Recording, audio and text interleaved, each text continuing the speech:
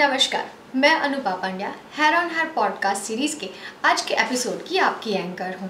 आज का पॉडकास्ट वर्तमान समय के बर्निंग इश्यू जो कि हेयर लॉस है उस पर केंद्रित है, क्योंकि ये भारत और दुनिया भर के लोगों को इफेक्ट करता है। बालों का गिरना झड़ना एक सामान्य स्थिति है जो किसी भी व्यक्ति के आत्मसम्मान और इमोशनल वेलबींग पर इफेक्ट कर सकता है। हम हमारे बालों को हेल्दी कैसे रखें, अगर हमारे बाल झड़ते हैं तो उससे खुद को कैसे बचाएं, ज़्यादा जानकारी और शिक्षित करने के लिए अहमदाबाद शहर के प्रसिद्ध डर्मेटोलॉजिस्ट, ट्राइकोलॉजिस्ट एवं hair transplant surgeon doctor Amit Bhatt इसके बारे में हमें और शिक्षित करने के लिए हमारे साथ शामिल है। Doctor Amit Bhatt, hair on hair podcast series के आज के एपिसोड में आपका स्वागत है। Thank you so much, thank you for हमारा पॉडकास्ट शुरू करने से पहले आप हमें आपके बारे में कुछ बताइए और आपने डर्मेटोलॉजी और ट्राइकोलॉजी में ही स्पेशलाइजेशन करना क्यों पसंद किया, ये बताइए। Hello friends, I am doctor Amit Bhatt. I have done my MD in dermatology in 2008। So जब 2008 में मैंने डर्मेटोलॉजी पास किया था तब ये साइंस एकदम नया था। लाइक हेयर साइंस लोग इसको इतना ज़्यादा इम्पोर्टेंस नहीं दे रहे थे, जबकि लोग काफ़ी सफ़र भी हो रहे थे। तो फिर मुझे एक बेंगलोर में अपॉर्चुनिटी मिली एक फेलोशिप करने के लिए, और फिर मैं पोस्ट एमडी वहाँ पे 1 साल के लिए फेलोशिप के लिए गया था, जो कि पूरा हेयर ट्रांसप्लांट और ट्राइकोलॉजी के ऊपर और डर्मेटो सर्जरी के ऊपर था। और उसी इंटरव्यू के दौरान जब मैं वापस इधर अहमदाबाद आया था तब एक सीनियर डॉक्टर ने मुझे चैलेंज किया था कि ये टकले पे बाल उगाना पॉसिबल नहीं है। तो तभी से मुझे लगा कि तब हम 2-3 केसेस कर चुके थे तब 2008 में, और हमने देखा था कि रिजल्ट्स तो आ रहे हैं। तो फिर मुझे वो चैलेंज मैंने एक्सेप्ट किया और उसके आगे ये फील्ड में और आगे मास्टरी करता गया। ऐसा डॉक्टर अमित भट्ट, जैसे आपने बताया कि आप टकलेपन पे बाल उगा सकते हो, तो पिछले 14 साल के करियर में ऐसे मेमोरेबल एक्सपीरियंस है जो आप हमारे दर्शकों के साथ शेयर करना चाहेंगे? So I am doing hair transplant since almost 2010, और 2010 से लेके अब तक हमने तकरीबन 2000 से ज़्यादा हेयर ट्रांसप्लांट कर दिए। सो काफ़ी सारे मेमोरेबल सर्जरीज रही है, बट जो मैं आप लोगों को बताना चाहता हूँ वो है जो सबसे पहला केस हमने किया था, जो मैंने ट्रेनिंग के दौरान किया था। क्योंकि उस टाइम पे हमारे पास कुछ गाइडलाइन नहीं थे, हम लोग हमारा दिमाग लगा के हमने वो सर्जरी किया था, और वो surgery turned out to be very successful.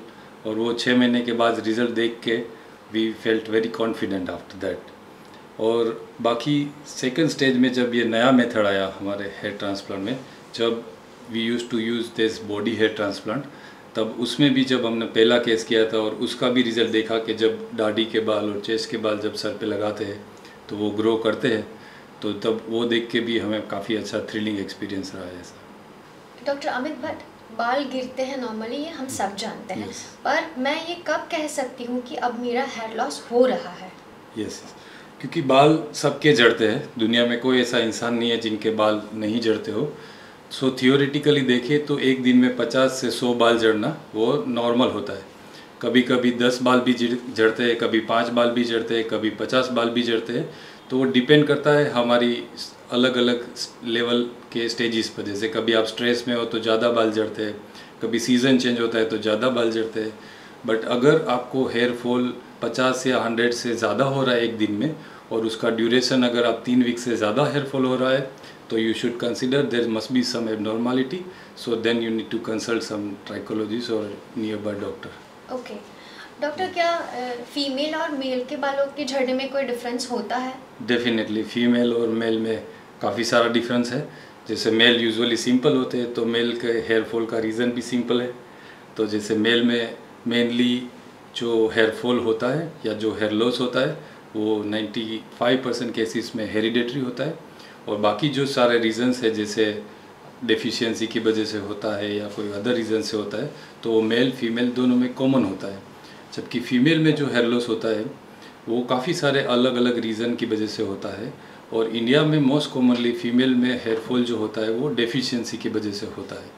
क्योंकि फीमेल में हर मंथ जो ब्लड लॉस होता है तो उनका आयरन डिमांड भी ज़्यादा होता है मेल के कंपैरिजन में, और उनका डाइट भी इतना अच्छा नहीं होता है, तो डाइटरी डेफिशिएंसी की वजह से हेयर फॉल होता है।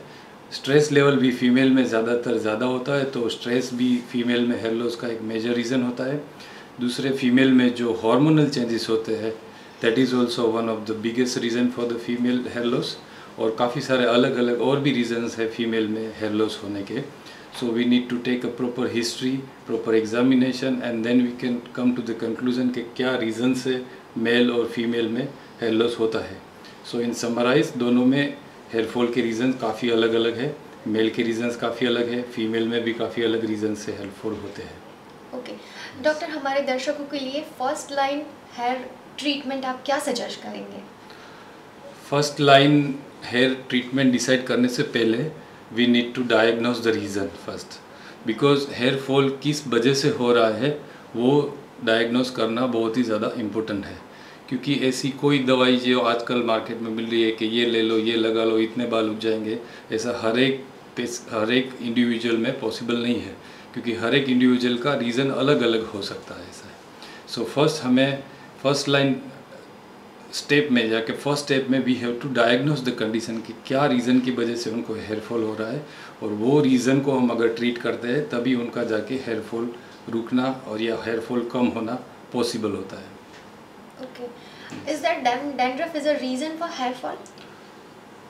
बहुत ज़्यादा एक्सेसिव डैंड्रफ है तो हेयर फॉल हो सकता है, बाकी otherwise just normal dandruff is nothing but the dry scalp.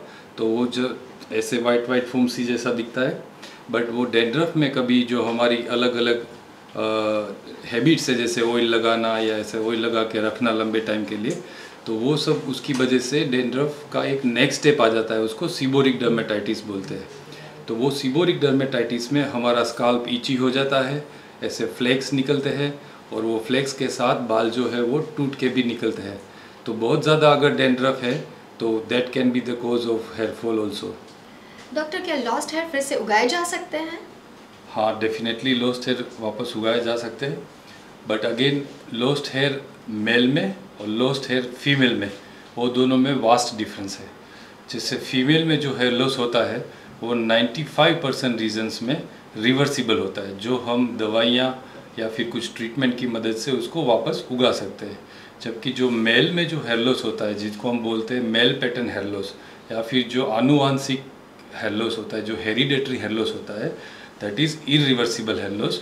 तो वो दुनिया में ऐसा कोई दवाई नहीं है, कोई लोशन नहीं है, कोई ट्रीटमेंट नहीं है जिससे हम उसको बाल को उगा सकते हैं। तो उसमें भी हम रिज़ल्ट दे सकते हैं, बट उसके लिए हमें हेयर ट्रांसप्लांट करना पड़ेगा। क्या डॉक्टर लॉस्ट हेयर के लिए कोई हेयर न्यूट्रिएंट थेरेपी है? डेफिनेटली जो न्यूट्रिएंट थेरापी है वो always it's a first line therapy, जो आपका क्वेश्चन था पहले। सो सबसे पहले हम हेयर को न्यूट्रिशनल थेरापी देते हैं, चाहे वो मेल हो चाहे वो फीमेल हो, बिकॉज मैं अपने क्लाइंट से ऑलवेज एक कंपैरिजन कराता हूँ कि हमारी हेयर एक फैक्ट्री की तरह है। जैसे कोई फैक्ट्री है, आप उसको रॉ मटेरियल दो, उसका मशीन प्रॉपरली काम कर रहा है तो वहाँ पे प्रोडक्शन प्रॉपरली होगा। अगर रॉ मटेरियल कम है तो आपका प्रोडक्शन रुक जाएगा। सो raw material is the nutrients which is essential for male and female both. अभी नाउ द मशीन अगर ख़राब हो गया आपका तो भी आपका प्रोडक्शन कम हो जाएगा। Machine is our body. जैसे आप कुछ बीमार पड़ते हो, जैसे मलेरिया, टाइफॉइड, डेंगू, चिकनगुनिया, और कोविड के बाद we have seen the worst cases of hair loss, तो भी आपका प्रोडक्शन कम हो जाता है। तो अगर जैसे आप कुछ बीमार पड़ते हो तो उसके 2, 2.5, 3 महीने के बाद आपको बहुत ही ज़्यादा सीवियर हेयर फॉल होता है। तो ये सारे केसेस में न्यूट्रिशनल थेरापी सबसे प्राइमरी, सबसे बेसिक ट्रीटमेंट रहता है। One of my friend facing hair loss and someone recommend her this, और वो ये ले रही हैं, तो क्या ये लेना चाहिए ये हेयर न्यूट्रिएंट थेरेपी के लिए? हाँ, तो ये काफ़ी सारा अच्छा प्रोडक्ट है, और इसके तरह काफ़ी और भी प्रोडक्ट्स आते हैं जिसके अंदर नॉर्मल बेसिक न्यूट्रिएंट्स होते हैं। बेसिक न्यूट्रिएंट्स मतलब बालों के ग्रोथ के लिए जो भी नॉर्मल चीज़ें हमें डाइट से मिलनी चाहिए वो सारी चीज़ें इसमें होती है। जो इसमें मेन इंग्रेडिएंट होता है बायोटीन, और जो प्रोटीन्स होते हैं जिससे हमारे हेयर बनते हैं उसको केराटिन प्रोटीन बोलते हैं। और इसके लिए हमें चाहिए और ज़्यादा माइक्रोन्यूट्रिएंट्स जैसे कॉपर, जिंक, सेलेनियम, आयरन और सादा एंटीऑक्सीडेंट। सो ये पूरा एक टाइप का कॉकटेल होता है जो हेयर के लिए प्रॉपर न्यूट्रिएंट प्रोवाइड करते हैं। सो इससे काफ़ी लोगों को, अगर नॉर्मल हेयर लॉस है तो काफ़ी लोगों को इससे फ़ायदा होता है, और this is the first and primary treatment of our hair loss therapy. Okay doctor, what is alopecia? See, alopecia is a broad term. So anything where the scalp is visible, you can say it's alopecia. तो alopecia के काफ़ी सारे reason होते हैं, ऐसा है। तो जैसे एलोपेशिया एरिएटा हुआ, तो जैसे ऐसे राउंड चत्ते जैसे हेयर चले जाते हैं। और ट्रैक्शन एलोपेशिया हो गया, जहाँ से फ्रंट में से हेयर चले जाते हैं। फिर male pattern alopecia, female pattern alopecia जो हेरिडेटरी कंडीशन है। So alopecia is a broad term. Alopecia means hair loss. So मैं आपको एक क्लियर करना चाहता हूँ, एक हेयर लॉस अलग है और हेयर फॉल अलग है। तो हेयर फॉल तो सबको होता है नेचुरली। तो जैसे मैंने आपको इनिशियली बताया, इनिशियली जब वो 100 से ज़्यादा होते हैं तब इट इज़ एबनॉर्मल। बट जो हेयर लॉस होता है सो उसको बोलते हैं एलोपेशिया। सो एलोपेशिया के काफ़ी सारे अलग अलग टाइप्स होते हैं। Doctor, what is the treatment of alopecia? जैसे मैंने बताया, एलोपेशिया एक ब्रॉड टर्म है। तो we need to find out the alopecia, क्या रीज़न से एलोपेशिया हुआ है। सो ब्रॉडली हम देखें मेडिकली तो एलोपेशिया दो टाइप के होते हैं। एक होता है स्कारिंग एलोपेशिया, एक होता है नॉन स्कारिंग एलोपेशिया। सो स्कारिंग एलोपेशिया मतलब आपकी स्किन एक लेवल तक डैमेज हो चुकी है, जिसके साथ में हेयर्स के रूट भी डैमेज हो चुके होते हैं। जैसे हमें कुछ चोट लगती है, स्टिचेस आते हैं, बर्न्स हो जाता है, और ऐसे कुछ टाइप के स्किन के डिजीज़ भी होते हैं जिसमें स्कारिंग एलोपेशिया होता है। तो स्कारिंग एलोपेशिया अगर होता है तो उसमें कोई दवाई से वो इम्प्रूवमेंट नहीं आता है। तो उसमें हम नए बाल लगा के, जैसे हेयर ट्रांसप्लांट करके, स्कारिंग एलोपेशिया में भी बाल उगा सकते हैं। और दूसरा टाइप होता है नॉन स्कारिंग एलोपेशिया, जैसे एलोपेशिया एरिएटा हो गया, या फीमेल पैटर्न हेयर लॉस हो गया, या मेल पैटर्न एलोपेशिया हो गया। तो उसमें कुछ हद तक हम मेडिकल ट्रीटमेंट, या फिर अभी जो काफ़ी सारे एडवांस ट्रीटमेंट आते हैं जैसे platelet rich plasma, PRP therapy, microneedling therapy, तो वो सब थेरापी की वजह से हम उसमें बाल विदाउट सर्जरी भी उगा सकते हैं। So first we need to find out the reason कि एलोपेशिया स्कारिंग है या नॉन स्कारिंग है। सो उसके अकॉर्डिंगली हम उसका ट्रीटमेंट कर सकते हैं। Okay doctor, what is the difference between hair transplant and hair weaving? Hair transplant and hair weaving वो दोनों डिफरेंट चीज़ें हैं। हेयर ट्रांसप्लांट में पेशेंट के खुद के ही हेयर, जो ये परमानेंट डोनर एरिया होता है बैक ऑफ द हेड में, वहाँ से उसके बाल को लेके जहाँ पे बाल उसके झड़ गए वहाँ पे हम उसके रूट को लगाते हैं। तो हेयर ट्रांसप्लांट में हम बियर्ड के हेयर भी ले सकते हैं, चेस्ट के हेयर भी ले सकते हैं, प्यूबिक हेयर भी ले सकते हैं। और वो पेशेंट के खुद के नेचुरल हेयर होते हैं जो हम एक जगह से लेके दूसरी जगह पे उसको इम्प्लांट करते हैं। तो हम उसकी जड़ों को इम्प्लांट करते हैं ताकि वो बाल जैसे नेचुरली ग्रो करते हैं वैसे ग्रो करते हैं। आप उसको लंबा कर सकते हो। आप अगर हेयर कट के लिए नहीं जाते हो तो वो बाल कंटिन्यूस लंबे होते जाते हैं and it looks very natural. और हेयर वीविंग जो होता है वो एक आर्टिफिशियल कोई hair fibre, natural hair fibre या फिर सिंथेटिक हेयर लुकिंग जैसे फाइबर्स से बनाया हुआ होता है, जो आपके सिर के ऊपर आइदर वो चिपकाया जाता है या फिर वो क्लिप से लगाया जाता है। सो दोनों चीज़ें काफ़ी डिफरेंट है। तो हेयर ट्रांसप्लांट से नेचुरली बाल उगते हैं और वो उगते रहते हैं। और जैसे आप वो कराने के बाद आप स्विमिंग भी कर सकते हो, जिम एक्सरसाइज, और रूटीनली आप उसको बाल को कट कर सकते हो, कलर कर सकते हो। जैसे आपके नेचुरल बाल होते हैं वैसे ही हो जाते हैं सर। डॉक्टर, अगर मेरे को ट्रीटमेंट करानी है तो आप क्या सजेस्ट करेंगे, हेयर ट्रांसप्लांट या हेयर वीविंग? अच्छा, हेयर वीविंग 2-3 लोगों के लिए इम्पोर्टेंट होता है। मतलब 2-3 लोगों के लिए वो ऐसा होता है कि जिसमें हम ट्रांसप्लांट नहीं कर सकते हैं, ऐसा है। जैसे मैंने आपको बताया कुछ टाइप के स्किन डिजीज़ है, जैसे एलोपेशिया एरिएटा हो गया। तो काफ़ी लोगों को ऐसा होता है कि सर के पूरे बाल चले जाते हैं। तो वो कंडीशन में हेयर ट्रांसप्लांट कॉन्ट्राइंडिकेशन है, मतलब उसमें हेयर ट्रांसप्लांट नहीं कर सकते। तो उनको देखने के लिए आप हेयर वीविंग कर सकते हो। फिर जैसे कोई पेशेंट ने कीमोथेरापी लिया है और उनका हेयर लॉस हो गया है, तो वो कीमोथेरापी इंड्यूस जो हेयर लॉस होता है वो टेम्पररी होता है। वो टाइम के साथ वापस उनके बाल आने लगते हैं। तो वो जब तक उनके बाल वापस नहीं आ जाते तब तक वो हेयर वीग या हेयर पैच या हेयर वीविंग करा सकते हैं। और बाकी जिन लोगों का डोनर एरिया, मतलब पीछे का एरिया अगर स्ट्रॉन्ग नहीं है, वहाँ पे भी एकदम पतले बाल है, तो जहाँ पे हम ट्रांसप्लांट करेंगे तो भी उनको इतना अच्छा रिजल्ट नहीं आएगा, तो वो लोग हेयर वीविंग के लिए जा सकते हैं। बट जिन लोगों को पीछे डोनर एरिया अच्छा है, जिनके बियर्ड के हेयर अच्छे हैं, तो उनको डेफिनेटली मैं रिकमेंड करूँगा कि वो हेयर ट्रांसप्लांट कराए, क्योंकि उसका रिज़ल्ट लॉन्ग टर्म रहता है और उसमें कुछ मेंटेनेंस भी नहीं रहता है और वो काफ़ी ज़्यादा नेचुरल दिखता है। ओके डॉक्टर, जैसे आपने बताया कि हेयर ट्रांसप्लांट के बाद बाल बढ़ते हैं, तो क्या वो बाल झड़ते भी हैं वापस? ये बहुत ही अच्छा क्वेश्चन है, क्योंकि अभी हेयर ट्रांसप्लांट आप देखो तो काफ़ी 20-25 साल से ज़्यादा हो रहे हैं वर्ल्ड में। So we have now long term data. So पहले ऐसा माना जाता था कि हेयर ट्रांसप्लांट का रिज़ल्ट परमानेंट होता है, ऐसा है। सो ये एक मीथ है। तो ट्रांसप्लांटेड हेयर भी एज के साथ थोड़ा डेंसिटी कम होता है।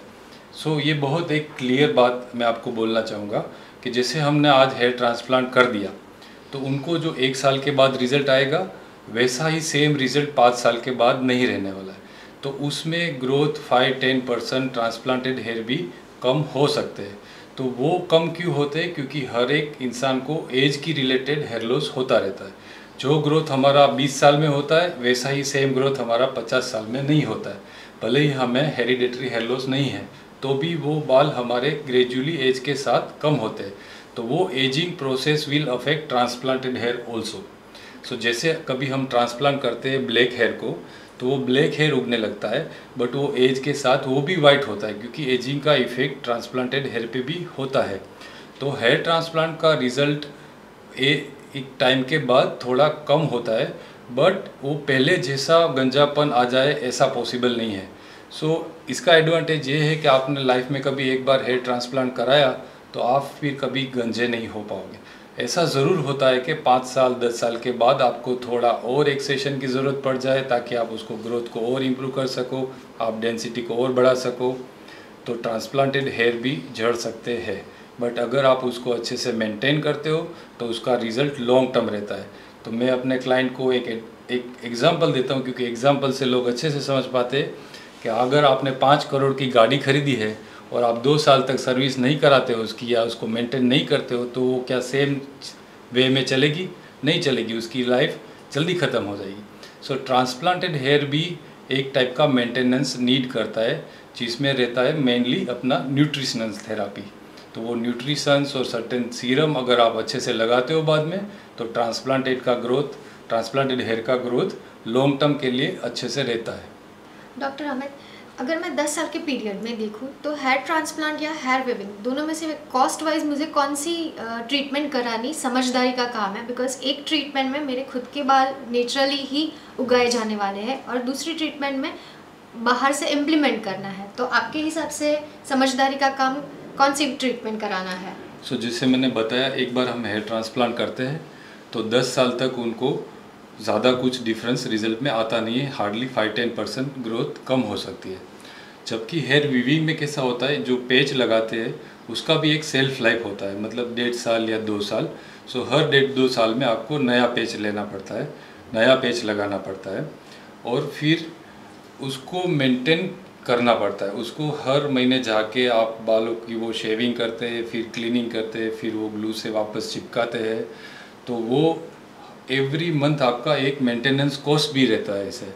सो आप ओवर पीरियड ऑफ 10 साल देखो तो हेयर ट्रांसप्लांट से ये वीविंग वाला जो पूरा मसला है, वो काफ़ी कॉस्ट, उसकी टोटल कॉस्ट उससे काफ़ी ज़्यादा बढ़ जाती है ऐसा है। और जो हेयर ट्रांसप्लांट का जो नेचुरल लुक आता है, वैसा लुक अपने हेयर वीविंग में नहीं आ सकता ऐसा है। और बिकॉज वो बालों को, वो पेच को स्किन के साथ चिपकाते हैं, तो स्किन में जो हमारा पसीना होता है, जो नेचुरली ऑयल निकलता है, so that all causes skin problem. तो स्किन के अंदर फिर इचिंग होने लगता है, रेडनेस होने लगती है, दाने होने लगते हैं। सो हमने काफ़ी सारे ऐसे केसेस देखे हैं जिन्होंने पेच बना तो लिया, बट 6 महीने के बाद उनको टॉलरेट नहीं हुआ और उनको फिर पेच निकालना पड़ा, और फिर हमने उन लोगों का हेयर ट्रांसप्लांट भी किया है। ओके, सो आपके हिसाब से हेयर ट्रांसप्लांट समझदारी का काम है? डेफिनेटली। ओके सर, ये बताइए कि फीमेल में भी हेयर ट्रांसप्लांट कर सकते हैं? डेफिनेटली फीमेल में भी हेयर ट्रांसप्लांट कर सकते हैं, बट उसमें काफ़ी कम फीमेल को हेयर ट्रांसप्लांट की ज़रूरत पड़ती है, क्योंकि फीमेल में मेनोपॉज के बाद ज़्यादातर हेयर लॉस सीवियर होने लगता है, हेयर लॉस होने लगता है, मतलब कि उनकी डेंसिटी कम होने लगती है, और उनका जो स्काल्प है वो पार्टिंग के एरिया से विजिबल होने लगता है। तो अगर उनका स्काल्प 50% से ज़्यादा विजिबल है, और अगर हम ट्राइकोस्कोपी करके देखते हैं, अगर उनका डेंसिटी काफ़ी कम हो गया है, तो वो डेंसिटी फील करने के लिए हम उसको हेयर ट्रांसप्लांट कर सकते हैं। बट जैसे मैंने बताया, हमने 2000 से ज़्यादा हेयर ट्रांसप्लांट कर दिए तो उसमें से हार्डली आप देखोगे तो 10 या 12 फीमेल पेशेंट होंगे। तो फीमेल में हेयर ट्रांसप्लांट का रेशियो बहुत कम होता है, क्योंकि उसमें मेडिकल ट्रीटमेंट और अदर पीआरपी ट्रीटमेंट से काफ़ी अच्छा इम्प्रूवमेंट हो सकता है। Now let's talk about some myth about hair care. बार बार शैम्पू करने से, हेलमेट पहनने से या हैट पहनने से बाल झड़ते हैं और डेली शैम्पू करना चाहिए या नहीं? Okay, one by one I answer.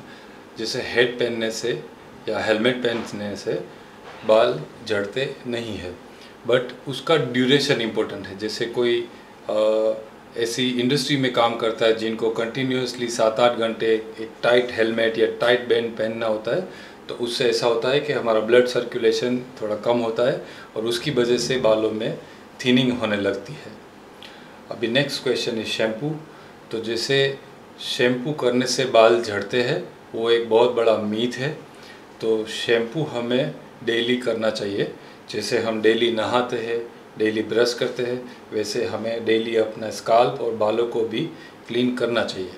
But again वो डिपेंड्स करता है इंडिविजुअल के स्किन के ऊपर। जैसे कोई कोई लोगों का स्काल्प ड्राई होता है, कोई कोई लोगों का स्काल्प बहुत ही ऑयली होता है। तो वो आपको एक फाइंड करना है कि आपका स्काल्प ड्राई है या आपका स्काल्प ऑयली है। अगर आपका स्काल्प ऑयली है तो आपको डेली शैम्पू करना चाहिए टू क्लीन दैट ऑयल, और अगर आपका स्काल्प ड्राई है तो आप एटलीस्ट ऑल्टरनेट डेज शैम्पू करना चाहिए।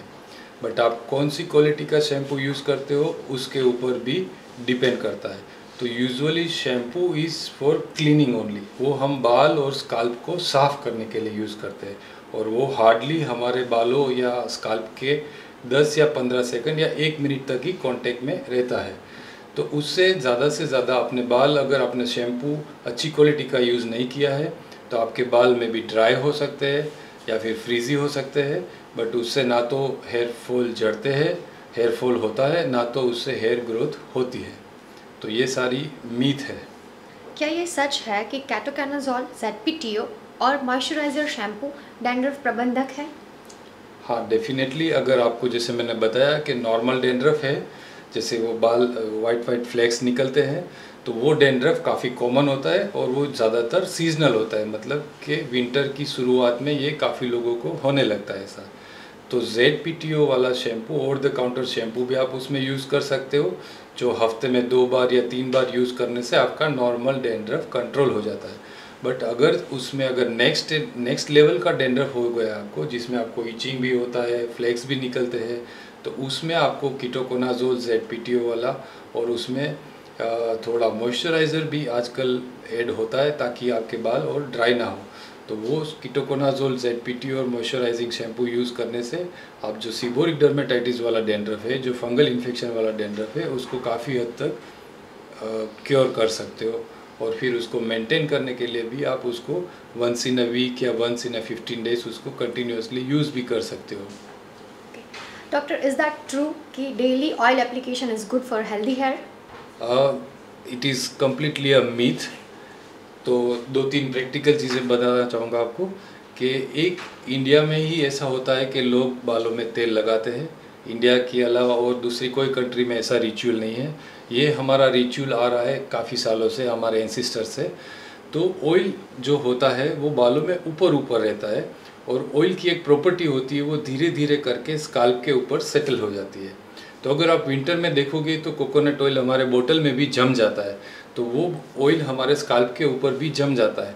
सो आप लगाने के बाद अगर उसको 1 दिन 2 दिन ऐसे रखते हो तो उसको क्लीन करने के लिए आपको 2-3 बार शैम्पू करना पड़ेगा। और अगर वो अच्छे से प्रॉपरली क्लीन नहीं हुआ तो हमारे नेचुरली स्काल्प में से भी ऑयल निकलता है, पसीना भी होता है, और वो जो ऑयल आपने ऊपर से लगाया, that all causes a favourable environment, और उसकी वजह से फंगस ग्रो होती है, बैक्टीरिया ग्रो होता है, और एक्सेसिव डैंड्रफ टाइप का लीजन्स आने लगते हैं इसकी स्काल्प के ऊपर, इचिंग होने लगता है। तो उल्टा ऑयल लगाने से हेयर फॉल ज़्यादा होने लगता है, ऐसा है। तो मैं हमेशा अपने पेशेंट्स को एडवाइस करता हूँ कि अगर आपको ऑयल लगाना है तो आपको खाली लेंथ में लगाना चाहिए, ना कि वो स्काल्प में भर भर के अंदर लगाना चाहिए। और उसको मैक्सिमम 1 घंटे या 2 घंटे रखना चाहिए, और उसको 1-2 घंटे रखने के बाद आप उसको शैम्पू कर दो। तो ऑयल का जो हमारा काम है, जो मॉइस्चराइजिंग इफेक्ट चाहिए, जो कंडीशनिंग इफेक्ट चाहिए, तो ये इतने से हो जाता है, और ऑयल का कोई दूसरा साइड इफ़ेक्ट नहीं होता। और जो लोग ऑयल लगा के रखते हैं 1-2 दिन 4-5 दिन के लिए, तो उन लोगों को आप देखोगे तो यहाँ पे सब फुंसी आने लगती है। वो ऑयल की वजह से यहाँ पे भी पिंपल्स आने लगते हैं, बैक में भी पिंपल्स आने लगते हैं। और जैसे ही हम ऑयल बंद कराते हैं तो ये सारी प्रॉब्लम्स उनकी सॉल्व हो जाती है। सो डेली ऑयल लगाना ये भी एक बहुत बड़ी मीथ है। ऑयल लगाना बालों के हेल्थ के लिए अच्छा है, वो भी एक बड़ी मीथ है।